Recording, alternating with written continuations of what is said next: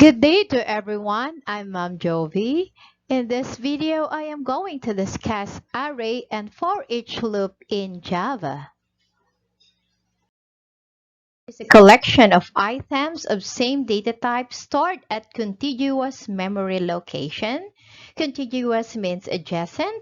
Adjacent in wikang Filipino is magkatabi. This is an array of 8 elements, this one, pertaining to this. All the elements are integers and homogeneous. In this case, there are 8 elements. The index starts from 0. Okay, so this one is the index of the first element. I'll be using this one. 0 is the index. Here is 1, then 2, 3, 4, 5, 6, and then 7. So there are 8 elements in the array, and then the index of an array starts with 0. Okay, the following are the features of an array. The first one is dynamic allocation. In arrays, the memory is created dynamically, which reduces the amount of storage required for the code. Elements stored under a single name. All the elements are stored under one name. This name is used anytime we use an array. And lastly, it occupies contiguous location. The elements in the arrays are stored at adjacent positions. This makes it easy for the user to find the location of its elements. Following are the advantages and disadvantages of an array. Java arrays enable you to access any element randomly with the help of indexes. Likewise, it is easy to store and manipulate large data sets. For the disadvantages, the size of the array cannot be increased or decreased once it is declared. Arrays have fixed size. And lastly, Java cannot store heterogeneous data. It can only store a single type of primitives. Types of array in Java. The first one is single-dimensional array. A one-dimensional array or single-dimensional array represents a row or a column of elements. The next one is the multi-dimensional array. Can be defined in simple words as array of arrays. Data in multi-dimensional arrays are stored in tabular form. Okay, I am going to demonstrate how to create array in Java. Before we are going to start, we need to import java.util.arrays on the first line of our code. Okay, here, this program just displays the text array in Java. So here is the output. It doesn't contain anything because we have one system.out. Okay, so to declare array in Java, so I'll just put a comment. This is the data type you'll be using. I have data type, and then the represented array, it's the square bracket, followed by the variable name, and then semicolon. Okay, so we put it this way. String, I'll be creating an array of string, and then the variable name is student names. Okay, I forgot this one. Equal sign, open curly brace. If I have this array of students, since it's a string, I need to, I enclose it with a double quote. Okay. and then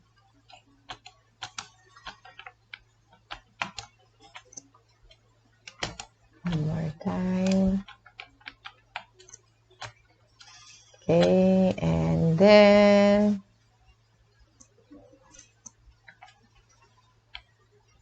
okay, so yeah, what I'm going to do is to print the first element of an array.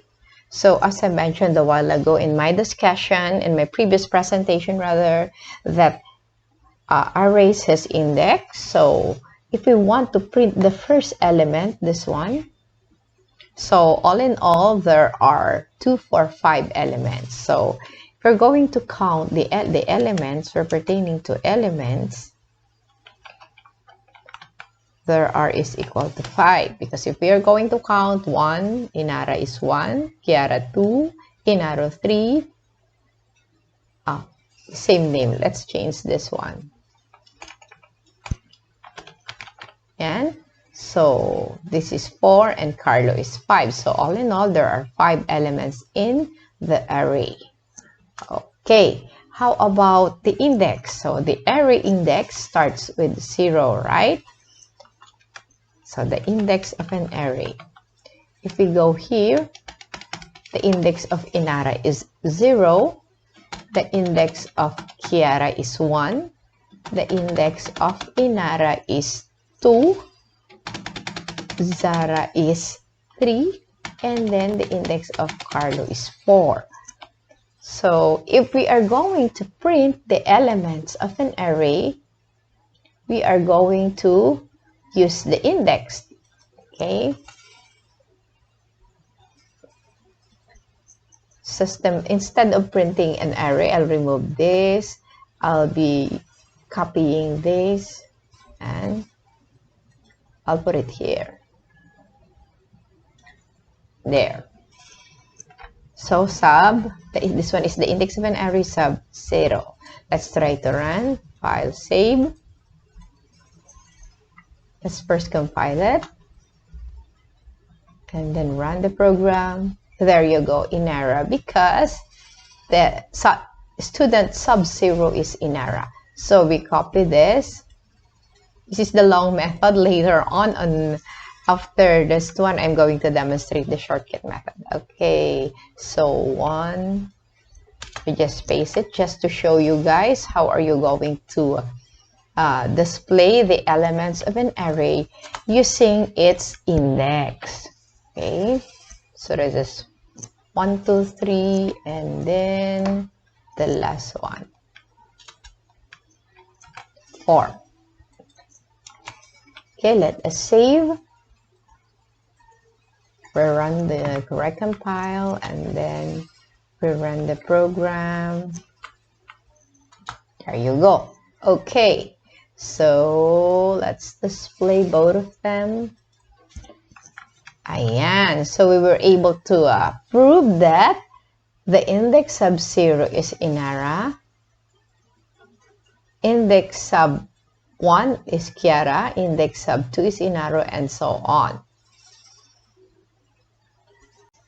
Okay, to continue, I'll just demonstrate this one. So it could be like this or this one. So data type and then the variable name, the square bracket here is placed right after the data type, while on this way it is placed right after the variable name. So let's try. I am going to remove this one and I'll put it here. Okay, let's save and then run the program. Let's recompile and then let's run the program Java.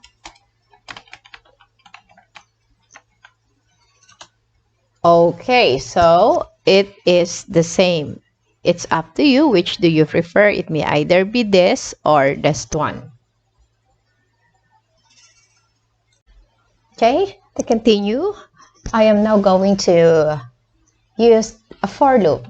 So let's say the variable. Let's first declare the variable. This, by the way, don't be confused. These are all comments. The compiler will not execute this one. This is called these are rather called line comments. Okay, so display the, let's say, or I'm going to use byte I. Let us initial. This is the initialization part of a for loop, right? The first part, and then we put the condition. So I is less than or equal to this one, the name. Okay, because this is the variable name, we call the variable name. And then I will be introducing you the term length. As I mentioned a while ago, it's a property of an array. So what does it mean? The length property of an array gives the size of the array or the total number of element present in the array. Okay, so how many elements? As I mentioned, there are 5. We use that length.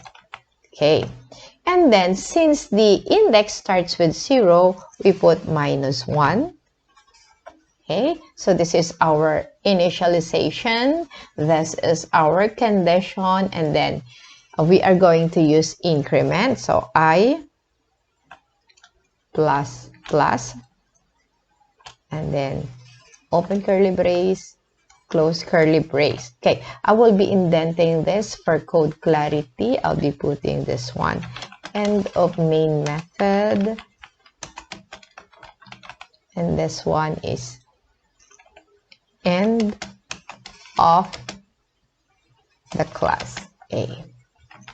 And this one is end of for loop.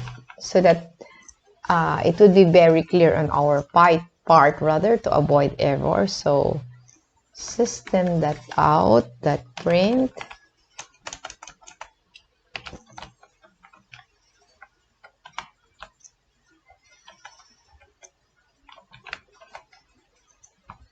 ln, and then we call this one the array name, and then we put I here.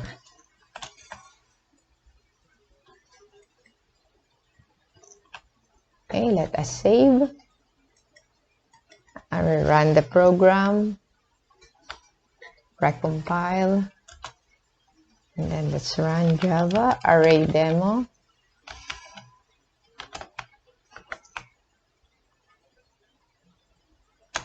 Yeah, there you go. So it produces the same output instead of using print ln 5 times again.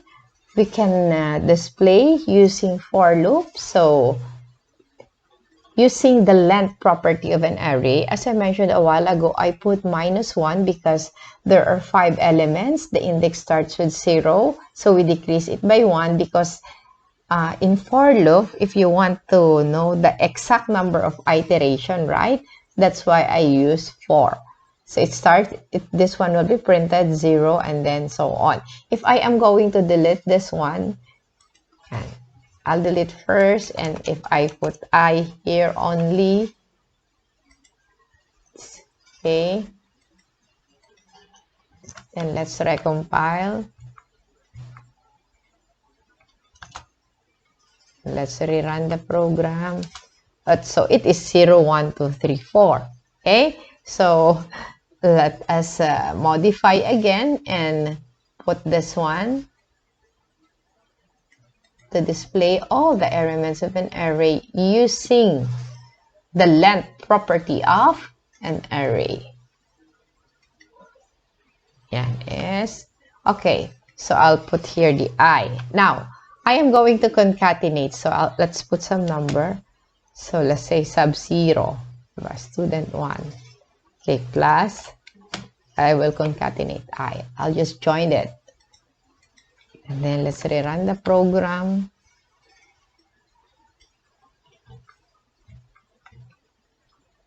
Alright, recompile first. Let us compile. And then run. And there's no space because I did not add some space. Okay, I'll put some space.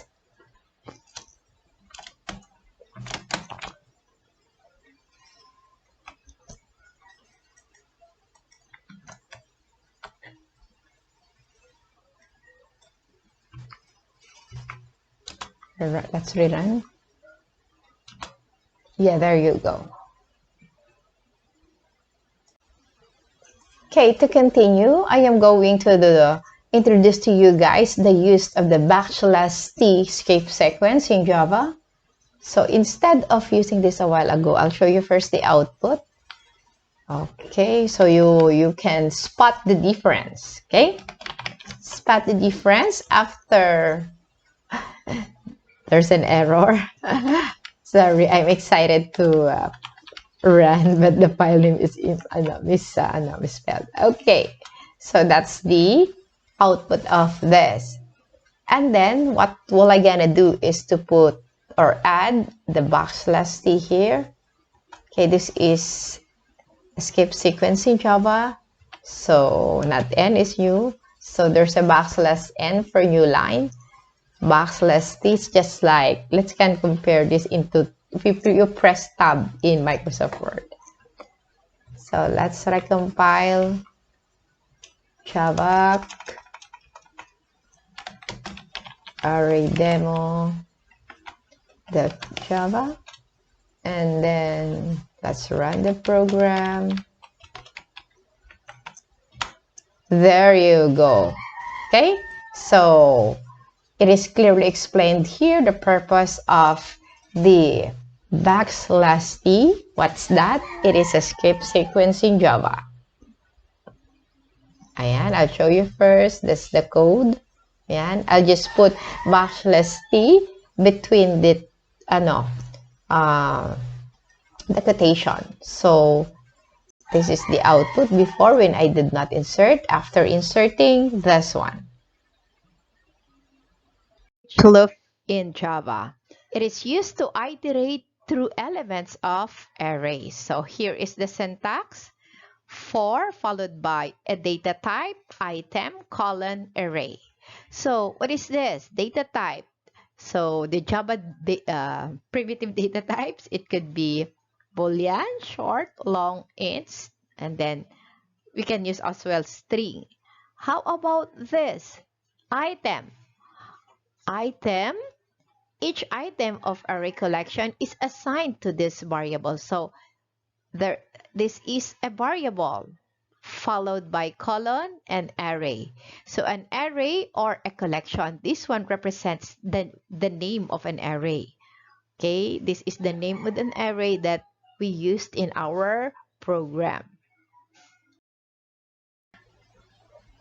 Okay, to demonstrate the for each loop, I'm going to use for each loop to display the elements of an array. We have here the keyword for, and then the data type. The data type of our array is a string, right? String. And then the item represents the variable in which we are going to store the array. Meaning to say we are going to store all the array here in this variable, the names. So the array name is E, then this one, and then between this, okay, eto, the line of codes, the code block. So it is where we're going to put system.out.print. I'll just use print and then the array name, and then semicolon. Okay.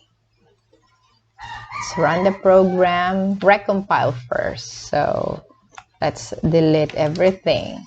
So java array demo.java. And then let's run the program, Java array demo. Okay, there you go. It's okay because I will be adding \t, the skip sequence \t to arrange this. Look at this. What will I do is I am going to use \t plus sign, and then the \t skip sequence. Just let us save and then recompile, and then let's run it. Look at that, guys. So that's \t. However, if I'm going to change this one into \n, look at this.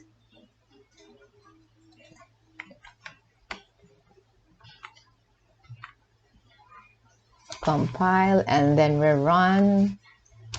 There you go. So \n for new line, \t can be compared into tab if you are using Microsoft Word. Let's go back here. So string is the data type, right? Name is a variable. Okay. This one just tells that the variable name, we are storing the values of an array here in the name variable. Okay? I hope it would be very clear on your part, guys, on how you are going to use the for loop to display the elements of an array. Video helps you. Please click like, share, and subscribe. Thank you so much for watching.